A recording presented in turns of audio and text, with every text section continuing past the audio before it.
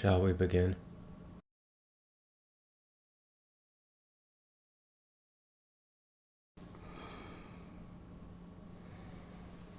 We shall begin.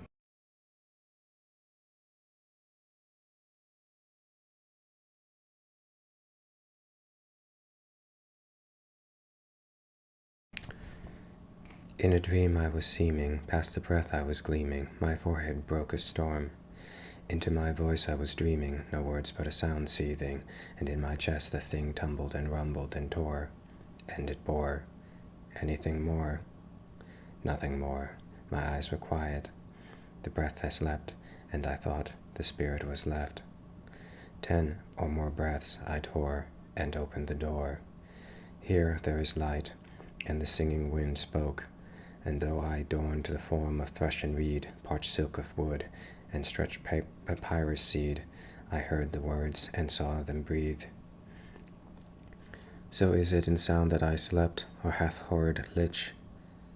Rich was the land, harried my form, that in summer's top slept, in the peak of the season, when all was golden, and there was not a cough to be heard anywhere.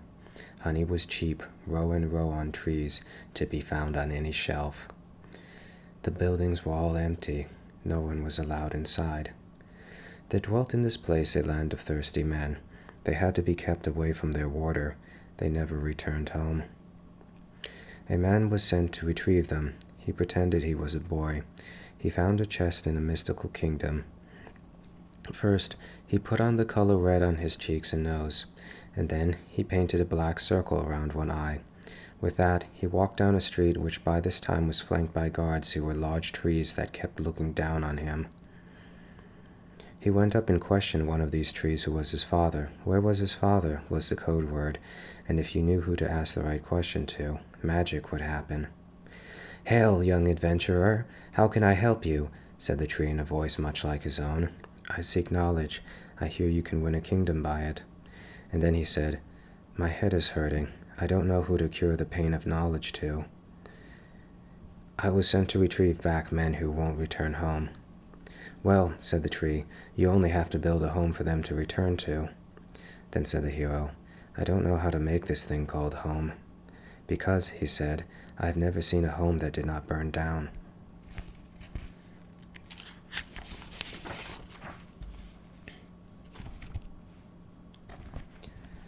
But in addition to this, I don't think we're allowed to live inside walls. So the tree said to him, "Keep traveling, and when you have traveled for a very long distance, you will come to a place where there is still a long distance to get anywhere. And when you have traveled a very long distance from that point, you will grow tired. Sit down. You will find a voice there. But I am seeking a home." Still, the tree wasn't speaking anymore. Figuring that he would keep traveling until he could make the tree look at him, the hero set out on his journey. The sunset was getting red, and the hero was pretty sure that the trees were pale and weren't watching him, so he took off the clothing he had applied to his face and he shrunk down back to a boy's size. Underneath the balding hair of a tree, he sat down and drank some tea. It was murky-colored water, and it made him dream weird, but he felt that it was comfortable to call it tea.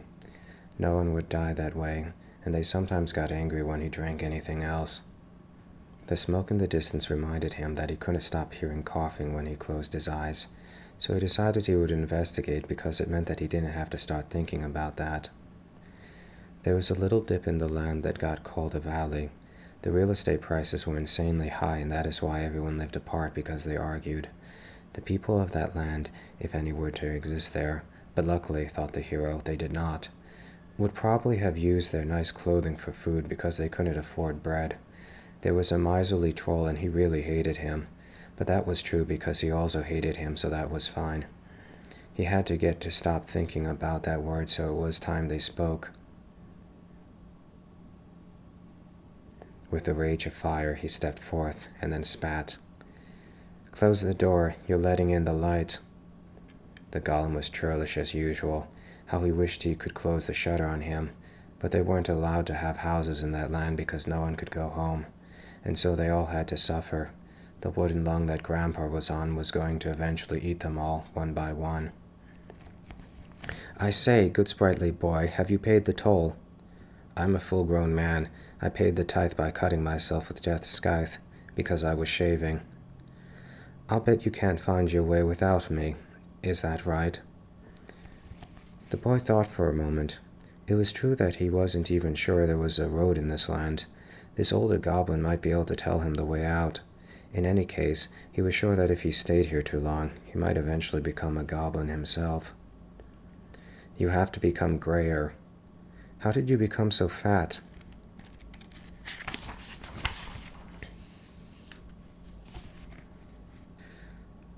I ate myself. Is that why I don't see your younger self? I say, good sprite, there's only one way to clear a path for yourself. You have to burn the forest down. I don't think I could kill that much. Get someone else to light the match. Then my hands won't have blood on them. You'll never get to be a hero that way. Go on. There are plenty of people who will light the match. Just make sure you're the one who is smiling when others are crying, and that will be enough. So the hero sighed, but already the goblin looked like an ugly rock, so there was no point in trying to talk further. He was sure that even if he went up and talked to them, they would reject him. Swans have ugly faces. That was all he had to do. He walked down the valley side, and then he grew nervous because the light was starting to create some shadows out of the trees and out of the thickets, and if they started to talk to him, he didn't know what he would do because their forms were hard to pin down, so whatever would they say, that couldn't be known. So he didn't want to chance that. He walked back to the road, and there was a magic horse there. Kill yourself. Why would I do that? Because one of us must die. You're otherwise going to question how I could be magic, and the more you question me, the less magic I'll become. So the horse rode off, because that was the only way he could preserve his freedom. The boy thought about the men who couldn't return home. I'm also a man. I'm fully grown and quite strong. Maybe I'm going about this all wrong. If I need to find the men who can't return home, why don't I become one myself? Then I'm bound to find myself in the same place that they are. But I want this home. It hasn't been burned to death yet, and I'm tired of finding that things burn down even without matches. He went over to a cave. It hadn't been formed yet. It was at the moment just a collection of bushes with thorns, but if he thought hard enough, everything became a cave. Maybe if they weren't thirsty, people wouldn't leave. What I need to do is find something that will stop them from leaving. The hero marched over to a neighboring kingdom. He did this by following the men with caskets. They made the streets in that place with the color black. There weren't really so many houses in this crowded place, just a lot of trees, but the hero was nonetheless sure there were houses somewhere. He took a hammer and struck a nail, and because it was the only thing that he could do, it worked. But the problem was that all of his solutions didn't match his problem. So he started gasping, but we're not allowed to mention that word. A skylark descended from the sky. He settled upon a thorn bush and started bleeding as they carefully adjusted themselves to the bush. Why are you choosing to bleed like that? Because we're not allowed to have houses in this place. Oh, you may know of the forlorn men. I only know that I am lost, since I also don't know my name, so I can't find myself here.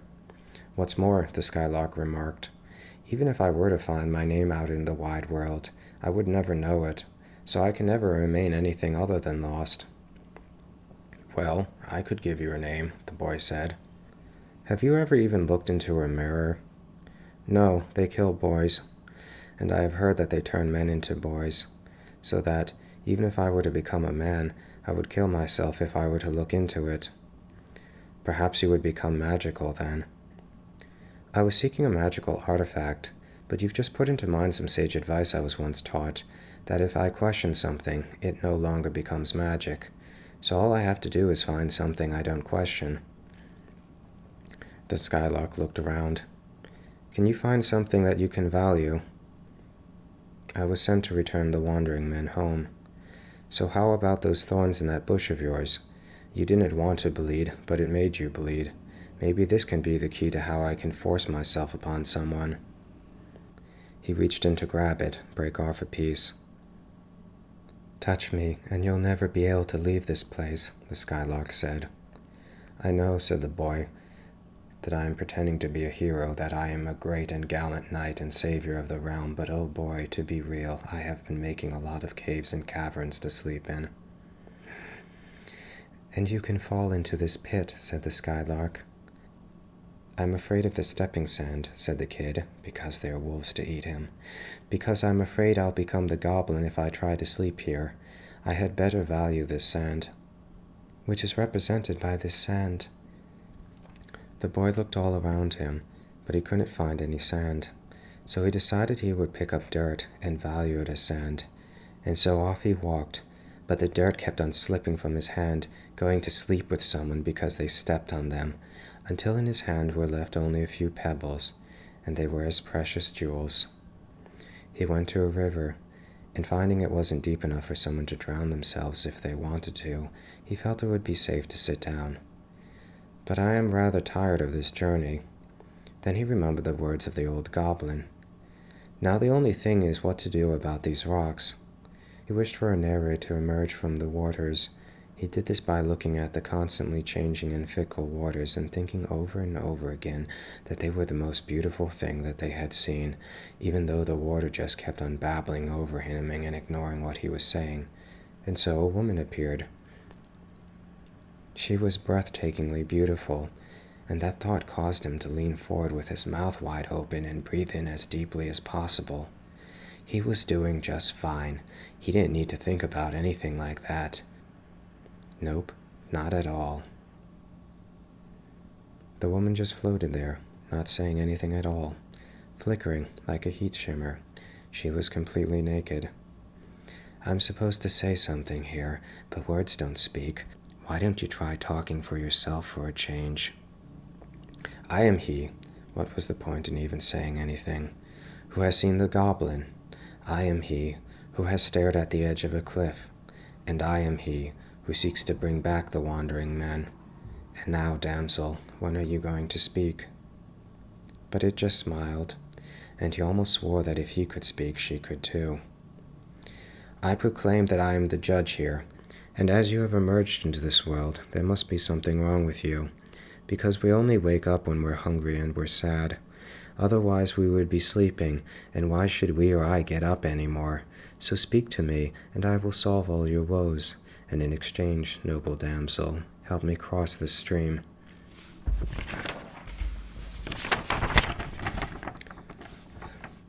But she tilted her head and didn't even speak. And then her long hair began growing over her eyes, and the boy knew he needed to act quickly, or else he would become like all those other boys. "I have heard that to question kills magic, so I won't talk to you anymore. But there is something that I value blindly, so I think that will be of value to you too." And so he held out to her pebbles, and they were as precious jewels. "Put these on your finger, so that for once your hands cease touching other men. And I will leave you then, and you can have the gems which you desire, because I once loved them, and you will have taken them." "And I," thought the boy, "will thus have become one of the wandering men." Excited, the boy prepared to part with his treasure. He couldn't stand to wait to see how empty this would make him. "I recall," the boy remembered, "that the tree said I would find it when I waited and could not go on any more." And so the woman approached, and she took the jewels from the boy, and he didn't feel a single thing at all. Now he just had less. The boy tossed away the pebbles into the river, and the reflections broke, and the boy stopped questioning things. He had indeed become a man. That was why blood was pouring over his face. "Oh," said the man, "I had forgotten to find my eyes again." And that was when the boy realized it was crazy to look after others, because all around as he looked, no one was following after him.